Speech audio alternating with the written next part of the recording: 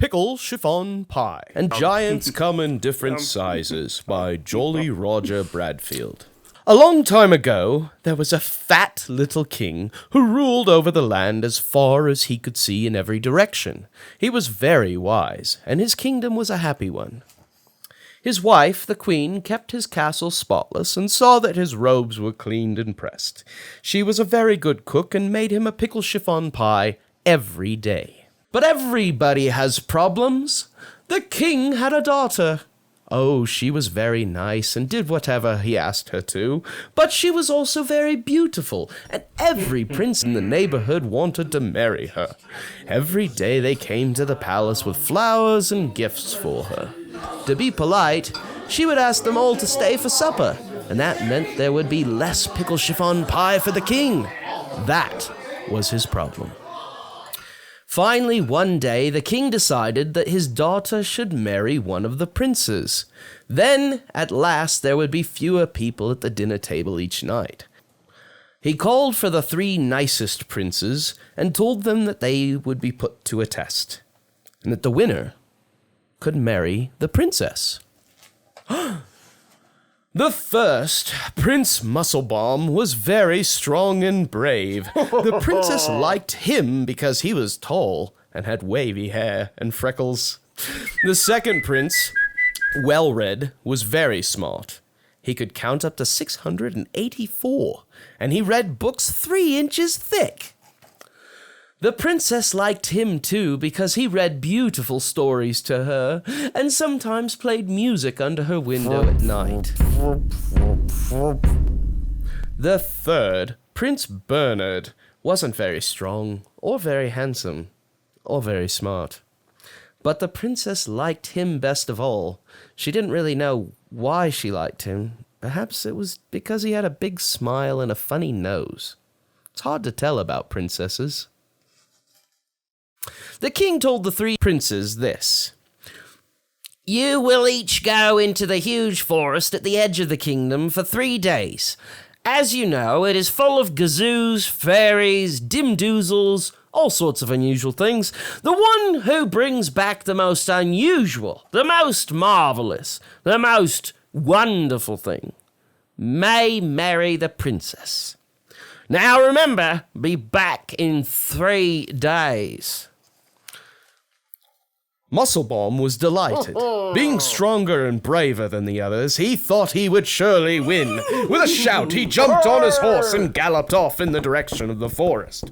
At first, he didn't see anything unusual. Just a few small dragons, a troll peeking out of a tree, a medium-sized giant. The usual things one sees in a forest. But finally, looking behind a huge boulder, he did see something different. A green and blue dragon with 3 heads, toasting marshmallows. "Now there's something you don't see every day," thought Prince Musclebomb. "But I have 2 more days. I'll look a bit more." On the second day, he saw a 4-wheeled dimdoozle with a pipe and wearing glasses. "Now there's something different," thought Musclebomb. "I've never seen a dimdoozle wearing glasses before, but I have 1 more day. I'll look a bit more." On the third day, he saw something really different. A huge lion juggling 6 cans of root beer soup. He was wearing a velvet vest and roller skates. "This must surely be the most wonderful thing in the whole forest," cried Prince Musclebomb. Bravely, he grabbed the lion's tail and started dragging him back toward the castle. Meanwhile, Prince Well-Read was searching too. The first day, he spied a witch who could turn people into frogs, which really wasn't so special, except that she could do it with her eyes shut and 1 hand behind her back. "Now there's something you don't see every day," thought Well-Read. "I have 2 more days. I'll look a bit more." On the second day, he saw a 16-footed gazoo that had a different kind of shoe on each foot. "Now there's something different," thought Well-Read. "I've never seen a gazoo with more than 7 feet, but I have 1 more day left. I'll look a bit more." On the third day, he came upon something really different. A giant with a green beard playing chopsticks on 2 pianos. "This must surely be the most wonderful thing in the forest," cried Prince Well-Read. I've never heard that tune before." He clearly told the giant what a fine piano player he was and talked him into going back to the castle to play for the king. Now, let's not forget Prince Bernard. He was searching too. On the first day, he met an ogre so ugly that he scared the leaves right off the trees. Now, there's something you don't see every day, thought Bernard. He might frighten the princess if I brought him back. I have 2 more days. I'll look a bit more. On the second day, he discovered a tiny house tucked behind a tree. He bent down and peeked in, and saw that it was filled with mice, all busily painting the most wonderful pictures. Now there's something different, thought Bernard, but it really wouldn't be right to stop such happy, hard-working little fellows right in the middle of their work. I have 1 more day. I'll look a bit more. On the third day, he saw something really different. A 3-nosed snozzle with fuzzy ears and an orange polka dot necktie. And it was busy making Pickle Chiffon Pie. This must surely be the most wonderful thing in the whole forest, he cried. I thought the queen was the only one who could make Pickle Chiffon Pie. Oh, the king will be so happy. With that, he grabbed the snozzle's necktie and started leading it back toward the castle. Prince Bernard had never been happier in his whole life. It was hard work pulling the 3-nosed snozzle through the forest, but Prince Bernard didn't mind. He was sure he would win the contest to marry the princess, but he wasn't quite so happy when he saw how sad the snozzle looked. Don't feel bad, said Bernard. You'll like living at the palace. It's much nicer than this dark old forest. And anyway, I have to take you back in order to marry the princess. Then Bernard noticed several tiny snozzles peering out from behind the trees. Why, aren't they cute? He said. Are they your children? The 3-nosed snozzle nodded, with big wet tears coming into its eyes. What will happen to them when you're gone? Do they have anyone to take care of them? The snozzle shook its head sadly. Prince Bernard sat down on a log to think. He thought of his love for the princess. He thought of the snozzle's love for its children. For a long time it was very quiet and still in the forest. Finally, with a sigh, the prince let go of the snozzle's necktie and watched it scamper off. Then he turned and walked slowly toward the castle. His 3 days were up.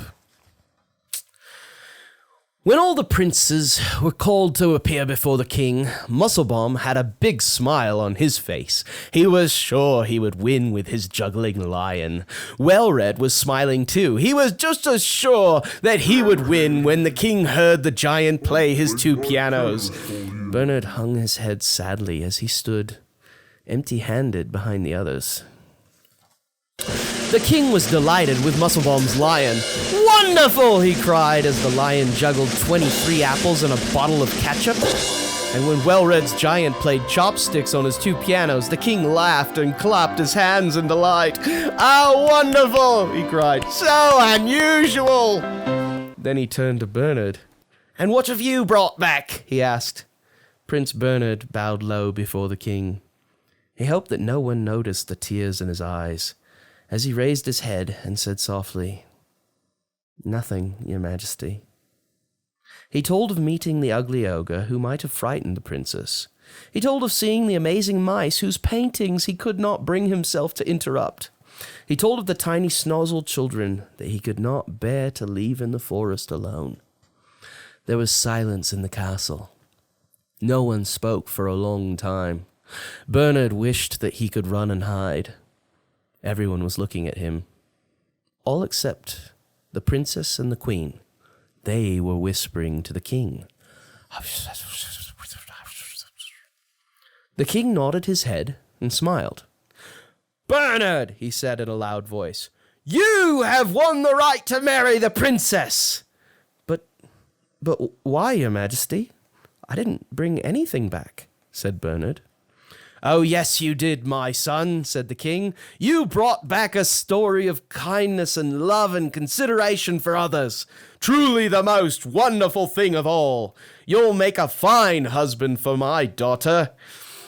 When Bernard married the princess, Welred's giant played the wedding march, and Musclebomb's lion put on a special exhibit to entertain the guests. And guess who sent Bernard and the princess the biggest pickle chiffon pie anyone ever saw for a wedding present? That's right, the three-nosed Snozzle with the fuzzy ears and the orange polka dot tie. The end. Giants Come in Different Sizes by Jolly Roger Bradfield. Dingleberg. What a silly name for a kingdom. And Dingleberg was a silly little kingdom too. It was on a tiny island, so tiny it looked like somebody's shoe floating around in the ocean. In every direction was water, acres and acres of it, as far as you could see. If you were lucky enough to visit this island kingdom, the first thing you'd notice was what a sunny place it was. The sun shone every single day. It shone down on the people and made them happy. It shone down on their hamburger gardens and made the hamburgers grow. And it shone down on the castle on the hill, where good King Burger lived with his daughter, the princess. Oh, we love you, princess. For as long as anyone could remember, he had ruled Dingleberg, and it had been a bright, happy place. But, alas, one day, a dark, gloomy ship sailed over the horizon toward Dingleberg. On the deck of the ship was a dark, gloomy-looking wizard named Warts. And over the ship hung dark, gloomy clouds that seemed to move right along with it. The ship and the wizard and the clouds were dark, dark, dark, and gloomy. As the ship came nearer, the clouds that were sailing along over it gradually covered the sun, and the light grew dim. A chill wind blew over the tiny kingdom of Dingleberg. The ship landed, and Wizard Warts got off. He started climbing up the hill toward the castle. He trampled through the hamburger gardens. He bumped into people without saying, "Excuse me." He didn't even tip his hat to the ladies that he passed. You can see what kind of a wizard he was. When he got to the castle, he was stopped by a huge guard wearing a red uniform and a big bushy hat. Wizard Warts asked the guard to bend over so that he could whisper something to him. Yes, sir. When the guard did, Warts gave his nose a hard twist and jammed his bushy hat down over his eyes. As the guard danced around, howling in pain and holding his nose in both hands, the wizard rushed into the castle and threw its halls to the throne room. King Burger was sitting on his throne trying to eat a hamburger while getting a shave and a haircut from Seville, the traveling barber. Seville came to Dingleberg each month to cut the king's hair. The shaving cream had been getting on King Burger's hamburgers, so he was not in a very good mood. Wizard Warts did not even bow to the king before he spoke. "King Burger," he said roughly, "today is your daughter's birthday. She is now old enough to be married, and I want her to be my wife." King Burger was so astonished that he choked on his hamburger. He coughed and he sputtered, and behind the shaving lather his face grew red as a beet. The wizard went right on talking, offering the king expensive gifts if he would agree to the marriage, and threatening to put a dark curse on the whole island if he did not. He said he was in a hurry for a wife, as the ironing and the dishes where he lived had not been done in years, and were piling up so that he could no longer get in the door. No wonder he was such a grouchy wizard. King Burger jumped to his feet and roared, "Enough! Get out of my castle and off my island at once!" He grabbed the barber's shaving brush and threw it at the wizard. He would have thrown the hamburger too, but he remembered his manners just in time. Kings do not throw food, even at rude wizards. Shaking his royal fist in the air, he shouted to the barber, "Seville, if this wizard is not out of here in a wink, use your sword on him!" The young traveling barber was glad of a chance to serve the king, and besides, he wanted to marry the princess himself. He did not have a sword, but he started after the wizard Warts with his barber's scissors. Snip, snip, snip. Wizard Warts was out of the castle in a that, wink, wizard! pausing just long enough to stomp on the toe of the poor guard at the entrance. Keeping well ahead of Seville's sharp scissors, he ran down the hill and was soon on his ship and out to sea. "You'll be sorry," the wizard shouted back at Seville. "All of Dingleberg will be sorry." With that, he pointed a long, crooked finger at one of the dark clouds hovering over his ship. Then he chanted, "Dark and weary, sad and eerie, stay and make this island dreary." The gloomy ship turned slowly around and sailed back in the direction from which it had come. Although the wizard finally disappeared over the horizon, the darkness did not. The clouds stayed, blocking out the sun. It stayed there all day, and the next, and the next, and the next. A month passed, and as usual, Seville, the travelling barber, stopped at the island to cut the king's hair. He found Dingleberg a completely different place. It was no longer full of sunshine and gaiety. The cloud was still hanging over the island, keeping it dark. He found the people worried. The hamburger crop, without sunshine, had begun to wither and die. A dying hamburger plant is a sad thing to see. Worst of all, the children were unable to play in the bright sunshine and grew unhappier with each passing day. Seville, the barber, learned that many ways had been tried to move the cloud. The old cannon standing by the gate of Dingleberg Castle had been pointed skyward and fired, but the cannonball had simply disappeared into the murk. Huge fires had been built, but the cloud was too high for the heat of the flames to reach it. Seville even saw people on their roofs throwing things at the cloud, things like shoes and bricks and hamburgers. But of course, this didn't do a bit of good either. Take that! When the barber reached the castle, he found the king slumped down on his throne, gazing sadly at a plate of withered hamburgers in his lap. Seville cut the king's hair in silence, trying to think of some way to help. Snip, snip, snip. About halfway through, he got an idea. "King Burger," he said, "as long as the cloud can't be moved, perhaps the island can be. One of my customers on another island, a giant named Much, just might be able to do it." King Burger brightened. "It's worth a try," he cried. "How big is this giant?" "He's so big I have to trim his beard with hedge shears," replied Seville. "And he has muscles like iron." "Seville," said the king, "I know that you have always loved the princess and hope to marry her some day. If you can save the island, I'll not only agree to the wedding, I'll make you royal barber of Dingleberg." That very afternoon, Seville climbed into his tiny boat and sailed off across the sea. When the people of Dingleberg saw his ship again, a few days later, it was being pushed along through the water by a giant so huge that the sea came up only to his waist. He was so big that the children of Dingleberg ran into their houses and hid under their beds. He was a scary giant. They had no reason to be afraid, though. Much, the giant, waved to the people and smiled. He boomed out in his loud voice that Seville was his friend, and that he was there to help. He took a large rope from his shoulder and circled the island with it. He tied the ends of the rope around his waist and tried to pull the island out from under the gloom of the wizard's cloud.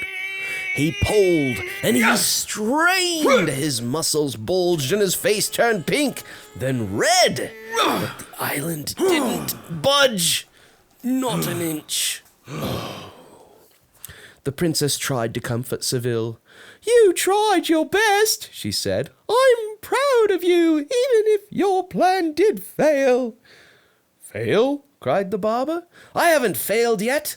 Much's brother, Moore, is twice as big. So big, I have to use a scythe to cut his hair, and he has muscles like steel. We will get him to come and move the island."